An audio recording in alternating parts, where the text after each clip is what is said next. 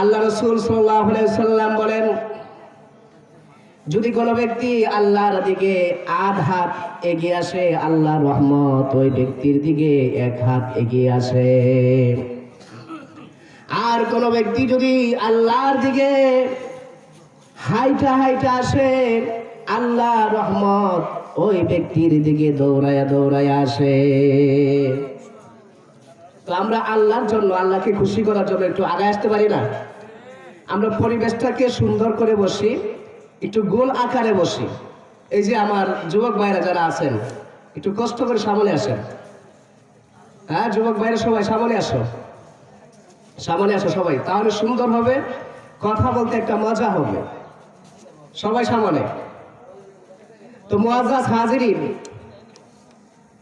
আজকে যদি এখানে ওয়াজ মাহফিলের ব্যবস্থা না হয়ে যদি কোনো নাচানাচির প্রোগ্রাম হতো, তাহলে কি অবস্থা হতো বলেন তো? এখানে তো দূরের কথা, যদি এই যে বিশাল ফসলের মাঠ ওখানেও যদি হইতো, তো আমার মনে হয় না যে জায়গা দেওয়াটা স্বাভাবিক হইতো। একটা অস্বাভাবিক পরিবেশ আজকে এই এলাকার মধ্যে বিরাজ করত। কিন্তু এখানে জান্নাতের আজকে এই বাগান কায়েম হয়েছে, এখানে আসার মানুষ নাই।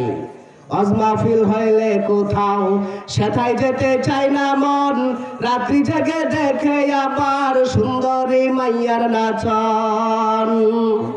ওয়াজ মাহফিল হইলে কোথাও সেথায় যেতে চাই না মন, রাত্রি জেগে দেখে আবার সুন্দরী মাইয়ার নাচন। মুয়াজ্জিনের শুনলে আজান, মুয়াজ্জিনের শুনলে আজান, পিছু মারে টান। তুমি কিসের মুসলমান, তুমি কিসের মুসলমান, তুমি কিসের মুসলমান? জুড়ে বলেন, এমন মুসলমান সমাজে আছে না নাই?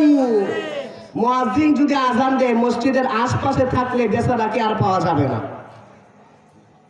আজানের ধ্বনি সহ্য করতে পারে না শয়তান। কে? শয়তান আজানের ধ্বনি সহ্য করতে পারে না। আজকে আমরা মুসলমান হওয়ার পরেও এক শ্রেণীর মানুষ, আমরা আজানের ধ্বনি সহ্য হয় না। আজান শুনলে আসার কথা মসজিদের দিকে, আমরা মসজিদের পাশে থাকলে আরো দূরে চলে যাই। কথা কি ঠিক না বে ঠিক? একটু আওয়াজ দিয়ে বলেন।